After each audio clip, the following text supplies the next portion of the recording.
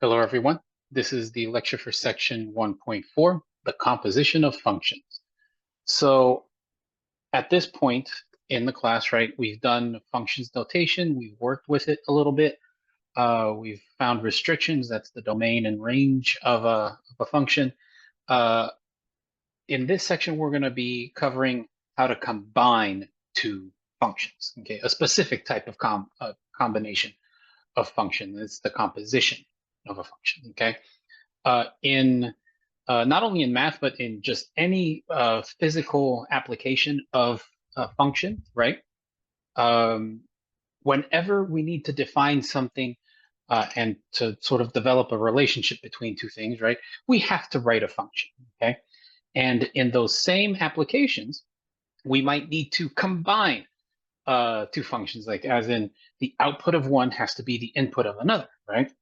Okay, that's what the composition of functions is. So that's what we're going to be covering in this section. Okay, um, so let me go ahead and get into just some definitions and how to create the composition of two functions. Okay, the way that we tend to write a composition of functions is this right here. Okay, and what we say, right? And if you take a look at the, the right hand side, this right here, right? You can see that what's happening is that all of g of x, right? All of a function g of x is being placed into f of x, okay? And that's the point behind the composition of functions. We're going to grab an entire other function and put it inside of another function, okay? It's that simple, okay? Now, the things that pop out from here are complicated, okay? So let's go ahead. Let me go ahead and do the very first example to show you guys what I'm talking about, okay? So suppose we have two functions, this one and this one, okay? And suppose I want to find this one. So this one's telling me I want to grab my function g of x. So grab this one, all of it, and throw it into f. So all of this has got to go in here, okay? So you don't have to write it out like this every time. As a matter of fact, it is going to be expected of you to be able to do this sort of at a whim. So I'm going to be sort of explaining it, overly explaining it, right? So writing down every single bit so as to leave nothing to ambiguity, okay? So f of x is this thing. So this is going to be f, I'm going to grab my g of x and throw that directly inside, right? So it's going to be x plus 2. Write it nice. So then that means I have to grab all of x plus 2, all of this, and put it everywhere I see an x. Okay? So then that's going to be x plus 2 squared. Okay? And if I want to expand this out, hopefully you guys remember how to distribute stuff, right? This is going to be x plus 2. I think we covered this in a previous section, right? X squared plus 4x plus 4. If you need the practice, go ahead, do it. Okay? That is it. So f of g of x is equivalent to this, which is equivalent to this. Okay? All right. Next one. In this one, let me erase some of my highlights so I can do it again. In this one, I'm grabbing f of x and throwing that into g of x. Okay? So I'm grabbing all of this and throwing it into here, right? Or throwing it into, actually, it's going into the x variable, right there, right? So this right here is going to be g of x squared. And this is going to be x squared plus 2. This one is nice and simple. There's nothing else that we can do with this one, so we can leave it alone. Okay, you can see how this works out. I'm grabbing one function and throwing it into another. Okay? All right. Let's throw some values in. Okay, so I want to evaluate 1, 2, 3, these 4 things. Okay? Evaluate these 4 things right here. And in this case, I have a table to play around with. Okay? So we're going to use the values from our table to fill in everything that we need. Okay? So then the first thing that we're going to do, let's do the first one. F of G of 3. Okay? So the first thing I need is this, G of 3. So in this case, G of 3, my input is 3, and I need to look for the output for G. Does that make sense? So in this case, I need this row right here, this and this. Yeah? So this is going to be equal to F of 2. And the reason why, I'm going to write it below, okay, is that G of 3 is equal to 2. Okay? And that's how we get that. I can finish this off now. F of 2 is 8. We are done. Okay, this is all just practice for when you see this out in the wild for yourselves. Okay, next one, G of F of 3. First thing we got to do, F of 3. Okay, let me get rid of my highlights here. 3 is my input. F, the output for it is 3. So this is going to be G of 3. I'm going to go ahead and write this down below here too. So F of 3 is 3 because of the table, right? Equal to, so I need G of 3, which is, so here's 3, G of 3, that's 2. Hopefully this is making sense. Hopefully you guys are seeing what I'm doing here. Next one, F of 4. Okay, so let me erase the highlights here. So the first thing I need is this right here, F of 4. 4 is my, right? My output for 4 for F is 1. So this is equivalent to F of 1 from my table. Okay, I'm going to do it again. I'm going to stick this in here. F of 4 is equal to 1. That becomes that. I'm going to do that here. And then F of 1 is 6. Now I'm looking at this. 1 for F is 6. We are done. Hopefully this is making sense. Do one last one. G of G. Whoops, wrong parentheses. G of G of 1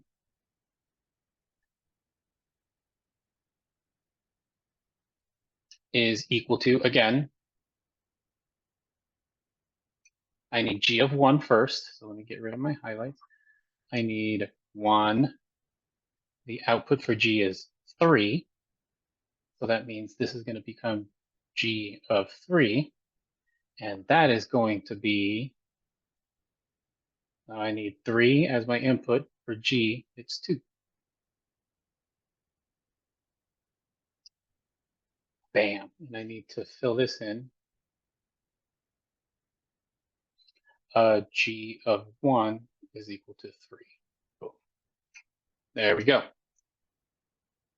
Okay, so hopefully you guys see how this is working in terms of evaluations, right? And just by looking at the table.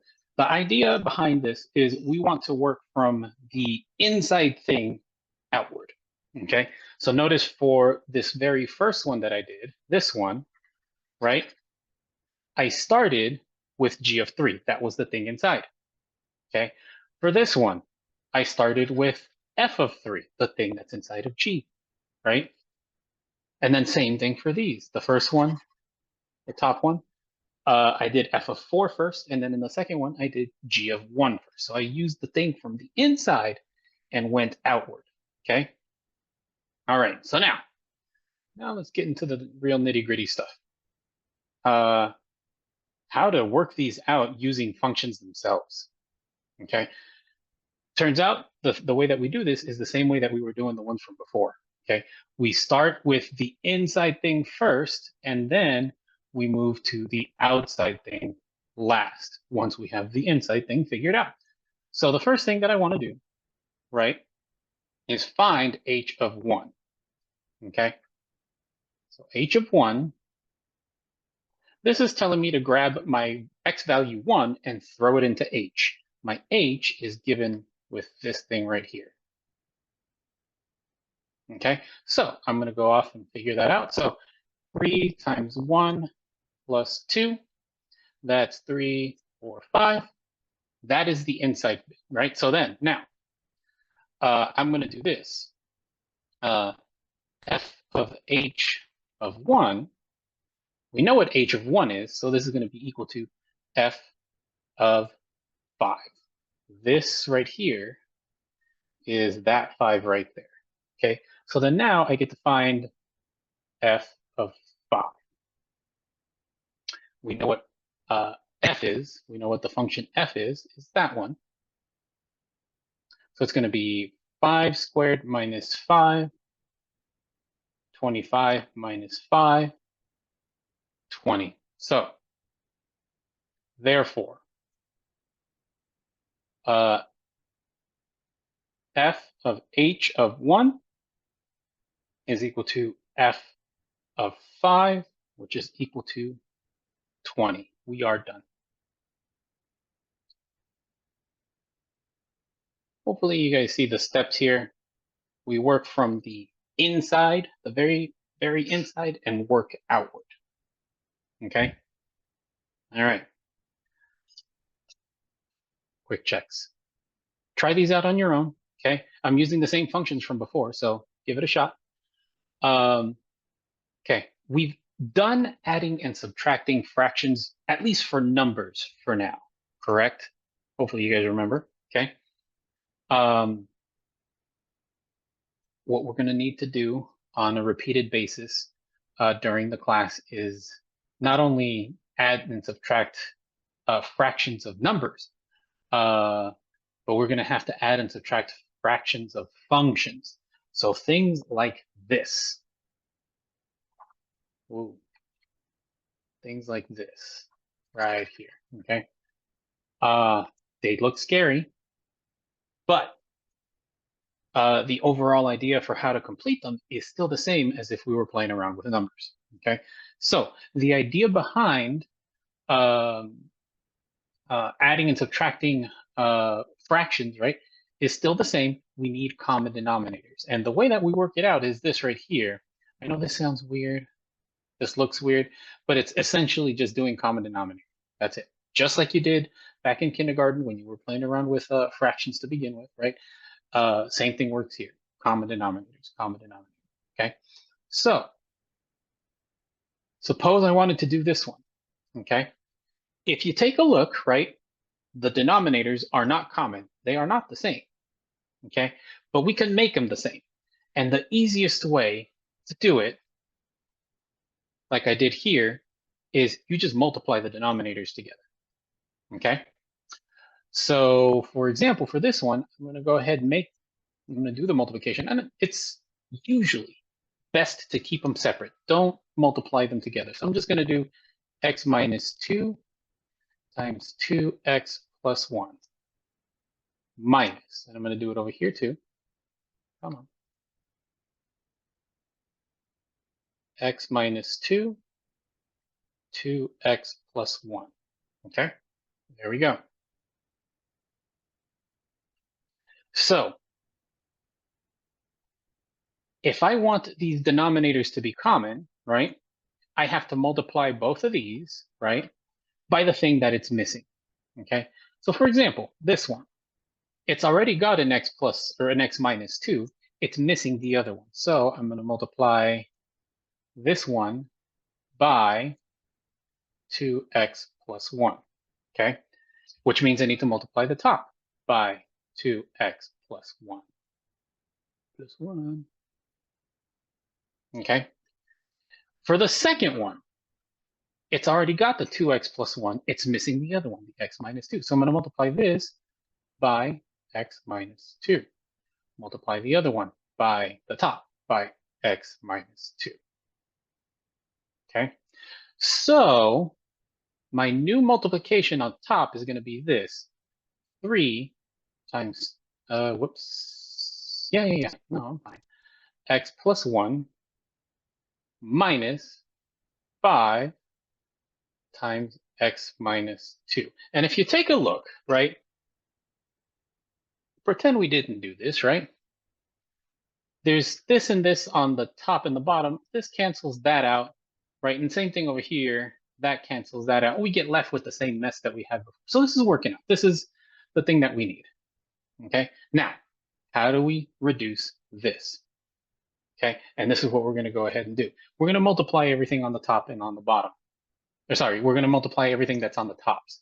So then 3 times 2x plus 1, that is going to be 6x plus 3 minus, and please keep an eye out for this. There's a negative that's innate because of this negative right here, okay? Minus 5x minus 10. All over, now that the denominators are common, I can go ahead and write all of this under one common denominator. X minus 2, 2x plus 1. This now reduces to, now I'm going to distribute the negative, right? 6x plus 3 minus 5x plus 10 all over x minus 2, 2x plus 1. I can simplify everything on the top. So 6x minus 5x, that's just 1x left over. 3 plus 10, that's plus 13. All of 13. All over x minus 2, 2x plus 1. And we are done. Okay, now notice, at least for now, notice that the denominator, I left them unmultiplied. I did not factor them. I did not multiply them out. I didn't do the FOIL. Okay. Right now, it won't make a difference for you, right? But in the future, it will help to have them separated out like this rather than together. Okay. So start getting into the habit of keeping them separate. I know it feels like it'd be a good thing to multiply them together and get something even, get the messy thing, but it's not, at least for now. So start getting into the habit of just writing it out as it is. Okay. I've got some practice problems here to do. We'll do these in class. Okay. Since we are talking about functions, okay, we're going to need to find the domain of these functions. And yes, we are going to need to find the domain of these composite functions. Okay, so notice what's happening, okay, that from the definition of the composition of a function, okay, it means that we're grabbing one function and throwing it into another. Okay, that confounds a little bit of the explanation for a domain. And that's what's being explained right here. This makes very, very, very little sense if just reading it out loud, right? So let me read it out first, okay? The domain of a composite function, f composed g of x, is the set of those inputs in the domain of g for which g of x is in the domain of f. Oh yeah, that sounds confusing, okay? The better idea is to make a picture, okay? The picture, I think, makes more sense, okay? So the idea behind this, right, is I'm going to do three circles. 1, 2, 3. Okay. So let's take this to be, this right here is, this is the domain of G. okay? So notice how we have written out the composition of two functions, f composed g, right? This is supposed to be the x values. Those are supposed to be my x values. So I can grab a point in here. I'm gonna grab this point right here.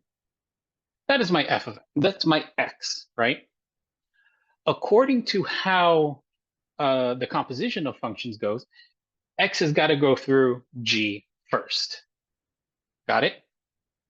So I can go ahead and grab that point, and it'll go to this point, okay? And this is g of x. Got it? So this is going to be,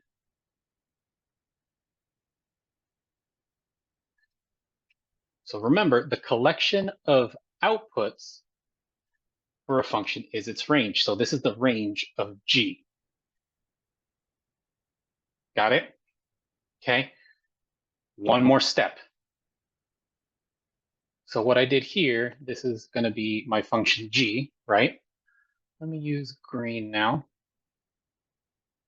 And I'm going to do a point over here. Same point that I've been talking about, right? I'm going to use green. Now I'm going to hit it with f. This right here now is f composed g of x. Okay.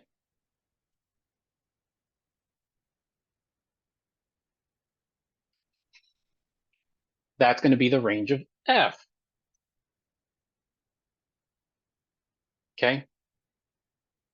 It turns out this is the partial domain of f as well. Does that make sense? So if you take a look at, in order to get over here, right? I needed to have grabbed an x value.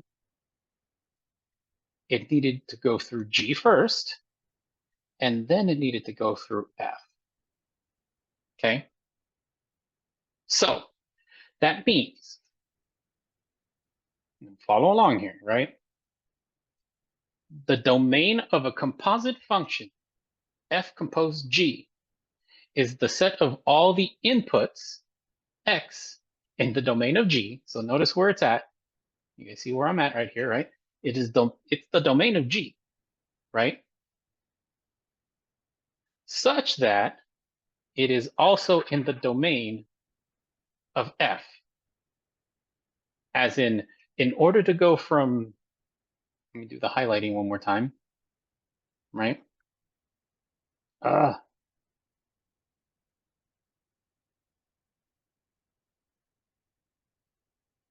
we go. In order for this value to be in the domain of the composition f composed g, it needs to make it through g first, right? And g of x has to be in the domain of f so that I can also hand it over to f so that it can become the composition.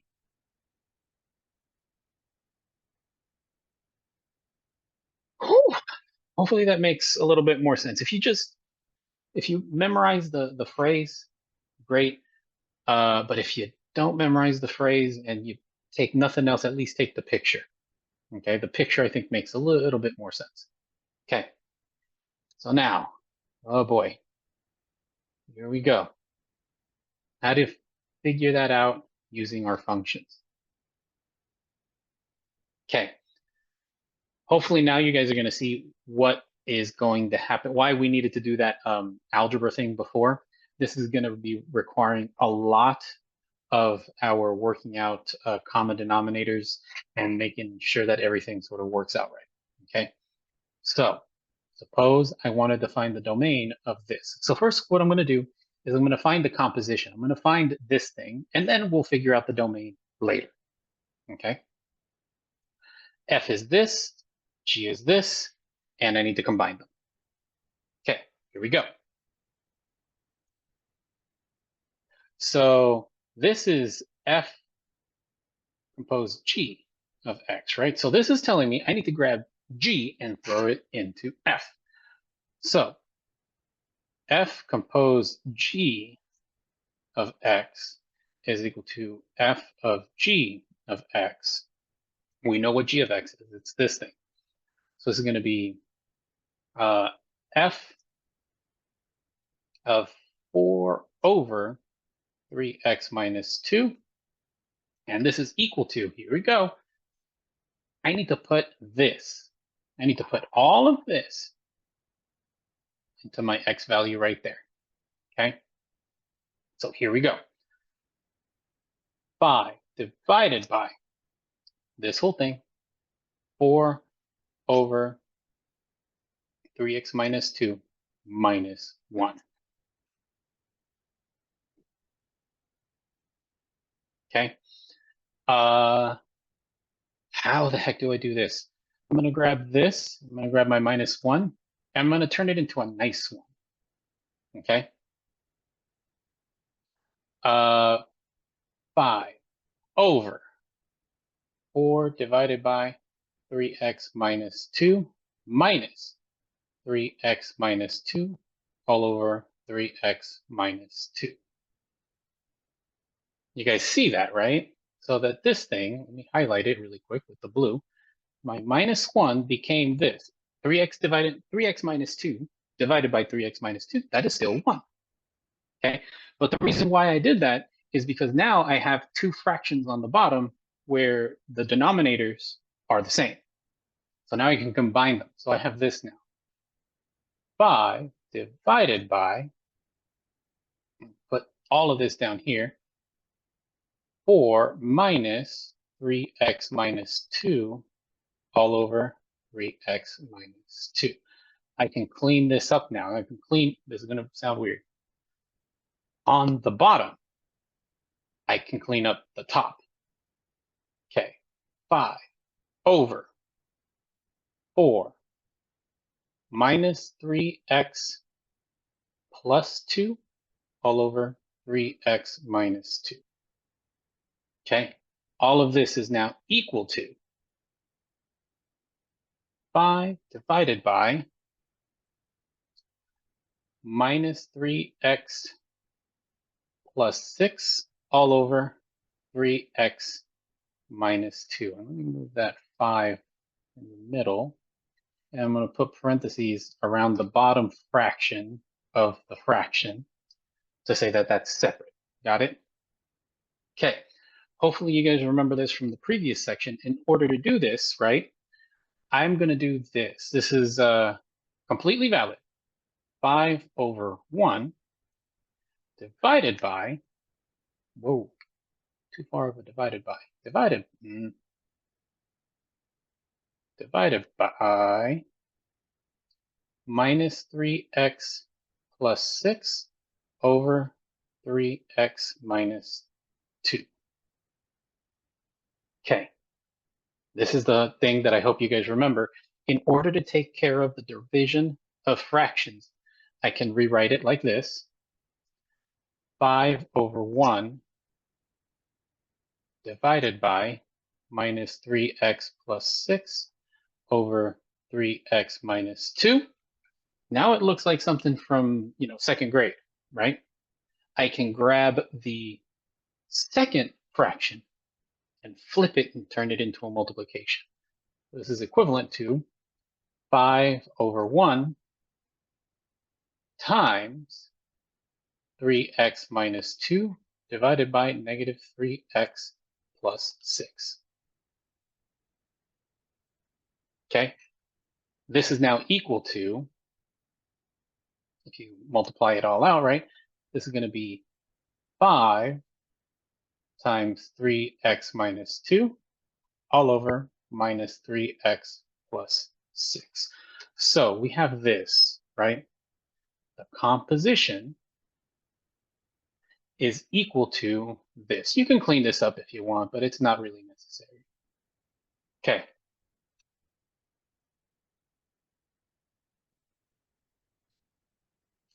We're not done yet. We have our composition. we were asked to find the domain of this, right? This is where our picture comes in really handy from before, okay?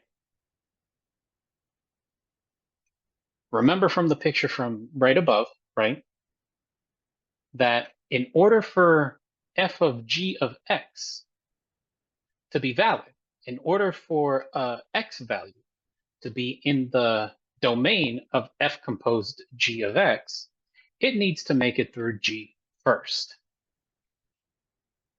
Got it? It needs to make it through g first. Okay? So I'm going to write it down here.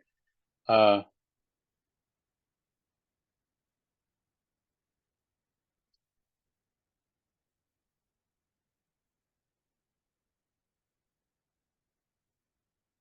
restriction of g of x. Okay? So what numbers, now we're going to go back to the original definition of domains, right? We're looking at g of x here, this one, right? What numbers can we not plug in to g of x? Okay? And that's going to be, so you notice now, right? There is a division. We might divide by 0. What makes us divide by 0? If you remember how to do that from section 1.2, we set the denominator equal to 0. So 3x minus 2 equals 0. And if you do all that right, x is equal to 2/3. So if we plug in 2/3 into g of x, we divide by 0. Okay? Now, right? So we took care of this section right here.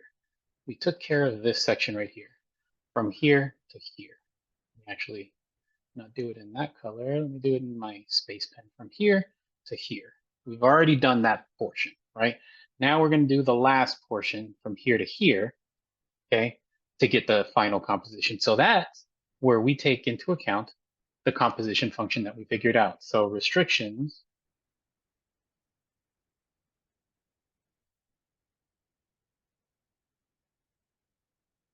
of f of g of x. That's where we're going to look at the composition itself, this one.